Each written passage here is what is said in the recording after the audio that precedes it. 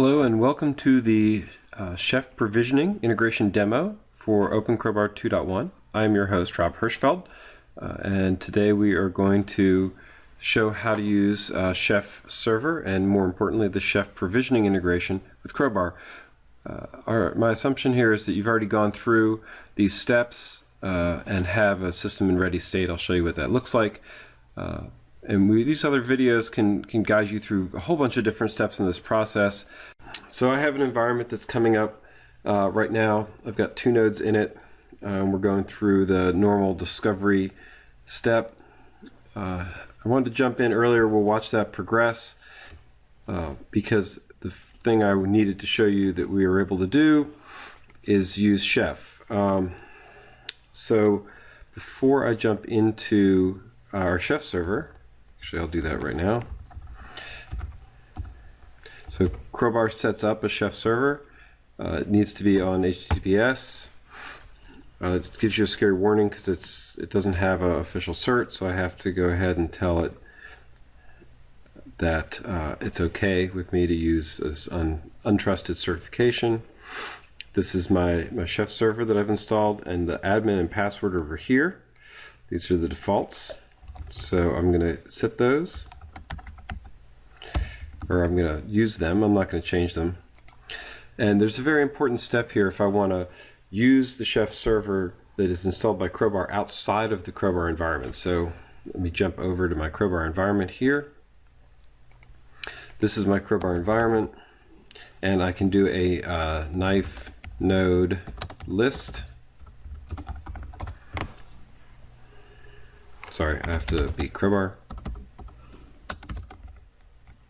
so that I'm in the right environment. I have to be the Crowbar user.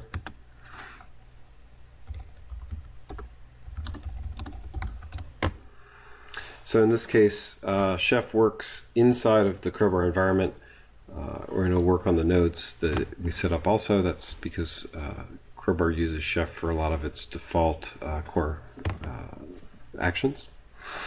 And so we set up the environment that operates like this. What I can't do as easily is I can't come in from my host. This is not the Crowbar environment. This is my laptop's host environment. And if I did a knife node list here, I'm going to get a security issue because the last time I did this was with a different Chef server. So I'm assuming that if you're interested in Chef, you've already installed Chef and the client and node. The nodes, same thing is true if I did a Chef client on my system. That would fail for the same reason. Let me show you very briefly how to at least get this basic environment set up. It's pretty straightforward. What I have to do is I have to create a identity for my system. In Chef, that's a client, so I need to create a new client. I'm going to name it Rack1 because that's what my laptop is called. I will make it an admin, and I'm going to go ahead and create the client. It's going to generate a public key and then a private key. Private key is the thing I need to make all this stuff work. And over here, I'm going to edit my Chef key, so my .chef knife. So that key, oops, sorry, this is the configuration file that I have going, pretty typical stuff. You can see I've set my Chef server. I need to actually set my client keys correctly. So my client key here is Rob, and let's remove this key that I have there already.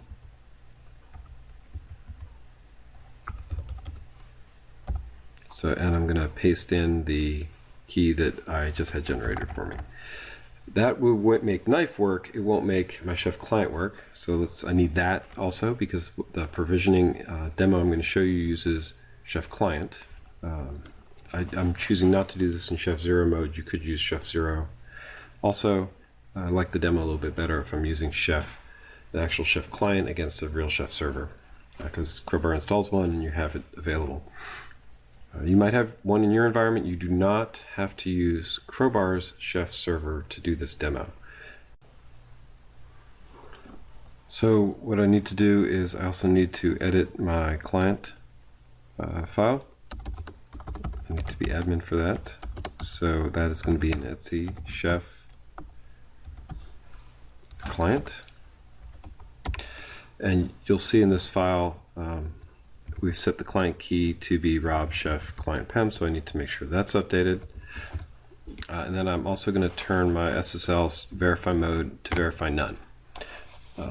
That's convenient in this case because it'll overlook the fact that my SSL cert was hand generated. There's no chain of trust, and that allows me to then do a Chef client and run a Chef client run. So in this case, I'm able to do a pretty straightforward pass through Chef client and just use Crowbar as a Chef server from my laptop. Let me clear that, and of course, knife node list is going to work. It'll give me the names of the machines that I've created, and that's pretty handy because I could actually operate against Chef, against my nodes using Chef, even without using provision. So Crowbar exposes quite a bit of Chef functionality by default. However, that's not what you're here for. So here's my key. I can show you the nodes. Back here, we've completed the annealing. What you'll see is I don't have any additional deployments. And the way Chef Provision works is that it's going to take these nodes, it's going to put them into deployment, it's going to basically run the ready state wizard for me using the Crowbar APIs. Judd Malton, New Goliath on GitHub, has been working on this. It's gotten some nice documentation. Not going to walk through all of the steps that he has. He has some examples on how it works. Pretty straightforward from that perspective. There's an example recipe. I'm going to use that exact recipe here. Point out the one change that you need to make sure you make, and then we're just going to run the Chef client code, and then it'll go through and do that. The thing I want to point out here is that there are some setup steps that you need to make sure you do. It is very important. You've seen me do this in other videos if you've watched them, that you add in a bridge. So without this step, I would not be able to talk to the Chef server running in my container, or if you're doing VMs in a VM or on Metal, I need to bridge that IP address in. It's an important step to understand. And that's what allows me to do all my knife and Chef client runs. There's some prep, so you need to install some gems. That in itself is pretty straightforward. And then you need to build the gem. So let me actually go in and do that. So I've cloned this repo right here. And the first thing I really want to do is build the gems. So Chef Provision shows up as a Ruby gem, so I need to take that gem and build it. Pretty straightforward. So we're not distributing the gem, we're distributing the code.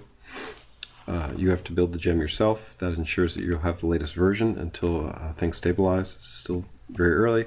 And then I need to install it. So I'll go ahead and do that. I have to root, and yes, I also have to not have typos. So I installed that gem. So now I've basically got the code. It's pretty lightweight stuff. The real excitement comes when I get into the running the recipe. So let me do that.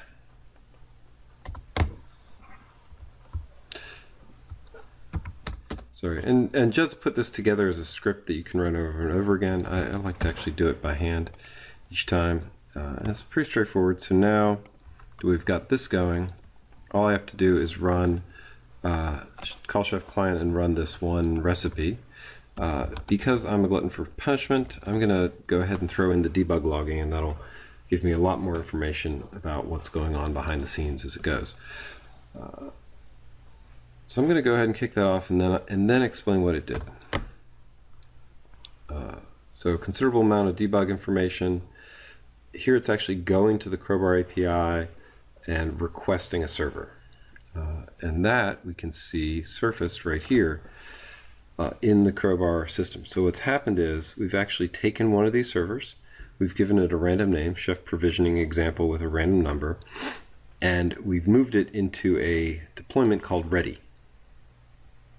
These are adjustable things that are built into the Chef Provision gem infrastructure. It's just a driver, so you can use Chef Provisioning with Crowbar if you have Crowbar infrastructure set up, or whatever else you want to use Chef Provisioning for. The way Chef Provisioning works is pretty straightforward. Now that this is sort of running in the background, it's going to go ahead and reboot my machine and start the CentOS 7 install for it. So it's going to go ahead and start chewing through it. Of course, it's going to take a little bit of time because it's got to go through that whole install process. I'll let it actually start installing Cent 7 so you can see that. And this is actually the Cent 7 installs proceeding over here. If I look over at Crowbar, we're waiting now for these steps to comply, and we'll go back through that. The code itself looks pretty simple. This is it. So all I have to do is create a recipe. That recipe says use Chef Provisioning, use the driver Crowbar. In this case, I'm telling it the server. So this is my Chef server running on Crowbar. Remember, I'm running this from my client, not in the Crowbar environment. So I'm using the external IP address, so that's the Crowbar admin server. And then I have to give it the client name, which is, for my laptop's name is Rack1. And then I'm going to give it a signing key file.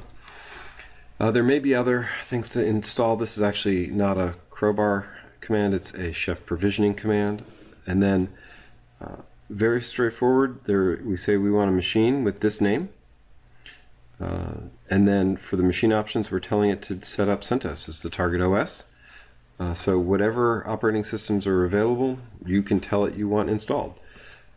You can also add other roles, and you could actually target whatever additional configurations Crowbar could provide. You could put this is just a role. So let me show you there. This is actually an attribute, but you can add those into the node and have different things come out. And you would be able to tell what those operating systems are. Here's the available OS list. So here's Ubuntu 12.04, CentOS 6.5, or Cent 7. So I could have picked any one of those phrases and installed it here. I could also have created a loop and provisioned additional machines. In this case, we just want a real simple, here's one, here's how it works. But you can do that. And then from there, in Chef Provisioning, you can go and add extra roles, and then the system really shows up in Chef. And that's what we're trying to show here. So in this case, we've gone through all those steps. It's actually giving you some feedback. This feedback would show up even if I wasn't in debug mode. So it's telling me that we've created a node, where we're doing it, what tags we have, and then that we're awaiting the ready machine. So literally, the Chef Provisioning recipe now is effectively at the annealer stage for this one node. So we skipped over a lot of long, drawn out install process pieces. System is now at a state where Crowbar's finished doing all the deployment. That node is ready. OS is installed. It's in a complete state. If we look at our Chef server here, you'll see this server we created exists. One of the things that's interesting here is it exists both as the Crowbar one, and then it was recreated as the Chef Provisioning server. So it's actually in twice because there's actually two different Chef clients on it. We control it slightly differently. And that's an important thing to note. It might seem a little wonky here. It's a very important thing to understand, because if you had your own Chef server, that means it's in both your Chef server and then the one that Crowbar is using to do behind the scenes management if you want to still manage it with Crowbar. What Crowbar will do though for this system is it can mark it as reserved, which is the desired behavior. It's not something I've demoed in other videos. What happens is after Crowbar's handed this system over to control by Chef, you don't want Crowbar to mess with it. And so it marks it as reserved. That tells, and you can see there's an anchor in this, and it's a slightly different icon that tells Crowbar, hey, don't mess with it. I can hit release, and then Crowbar could have control and do provisioning actions on it also. But our assumption is when you've done the Chef provisioning action, you want it to stay in the pool. Until then, we'll talk about how to get things out of the pool. This is a beta driver, so there's capabilities that we're waiting for people to ask for before we try and implement, or we're hoping the community will pick up and continue. So let's check back in on my Chef provision run. In this case, my Chef provision run spit out a whole bunch of stuff, and if you're watching it will tell me there's an error. This error is an error.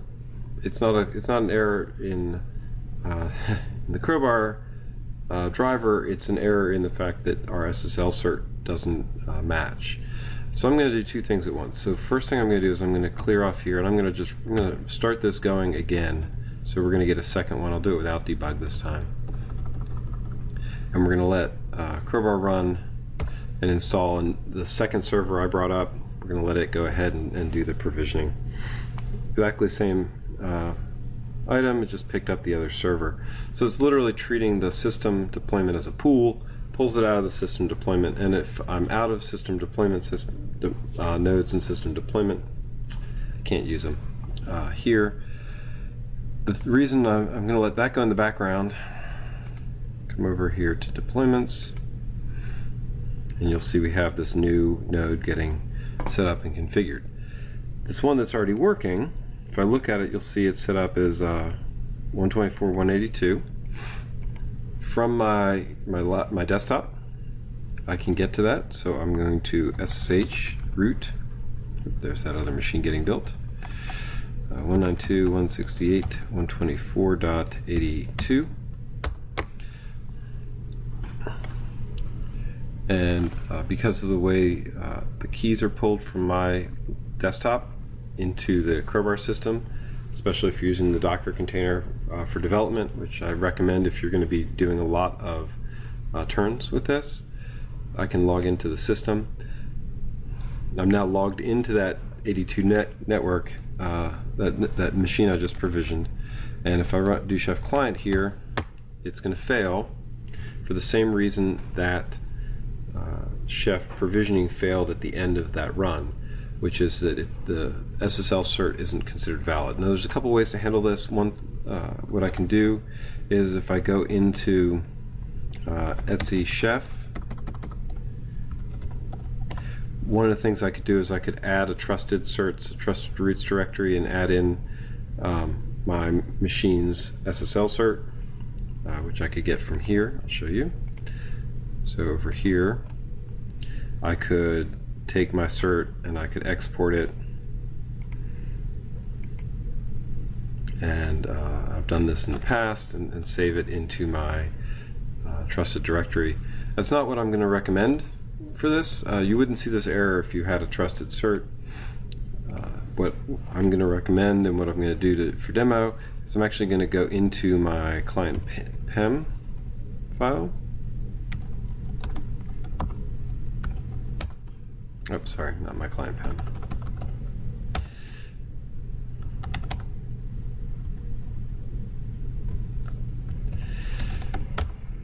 And I'm just going to disable this SSL verify mode. And when I do that,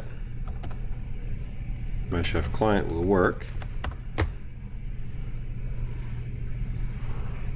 It's actually hitting the Chef server saying I have an empty run list, meaning I haven't told it to be anything, and it's going to hold in that position. I'd like to see this addressed and figure out what parameters to pass, but for right now, it's really an artifact of using the Crowbar non-certified SSL cert. By default, if you had your own Chef server with its own correct certs, you wouldn't get that error. You should be able to just blow right through that. So, not a showstopper, but definitely something. Please contact me if you know a quick way around that. I couldn't find the right settings to pass into the nodes that are provisioned. It's worth noting Chef provision works by actually SSHing into the node after it's been handed off, and setting up the Chef client and attaching it to the Chef server. So it does that work for you, just the way Crowbar has done that work for you when it brings up the machines itself. The advantage with Chef Provision is that you can go against multiple backends, use the same recipes and cookbooks, and then you can also use that cookbook to build a cluster. So if you're using Chef in those ways, these are integrations that can be really helpful. In a little bit, I'm going to be so one question you might have: this is great. How do I undo this? Chef Provision does have a delete unattach. I actually can't speak to the extent that we've implemented that. The simplest thing for us to do in that case is going to be to take the node out of the ready deployment, mark it as released. You can delete nodes in Crowbar, so if I look at my Crowbar help here, you will notice that there is a nodes in the API. We do not expose this in the UI. It is running with scissors, so it is possible to do a nodes destroy command. So it would look like this: Crowbar nodes destroy, and then you could give it the number, the ID number, or the name, the fully qualified domain name of that server, and it would actually pull it straight out of the database. So a lot of things we expose in the API and the CLI that we choose not to expose in the UI. So in this case, you'll see we've added that other server. Things are progressing. And also, if you're used to Chef Provision and you have servers named the same thing, it won't recreate them. It'll just say, I already know what that is, and just keep moving. So if you're naming your servers 1, 2, 3, 4, you're just going to get them back. You'll pass right through this step and move really quickly. So with that, I think I've shown all of the key functionality for Chef Provision. Definitely read up. Judd has done a really good job of documenting how this stuff works. It's pretty exciting. And from here, explore some other aspects of what Crowbar's done, right? We have a Salt integration that does a lot of the same things that I just showed you, but with Salt. Packstack, and of course booting physical gear is always exciting. Hope you enjoyed this demo, and please let me know if you have any feedback. Thanks.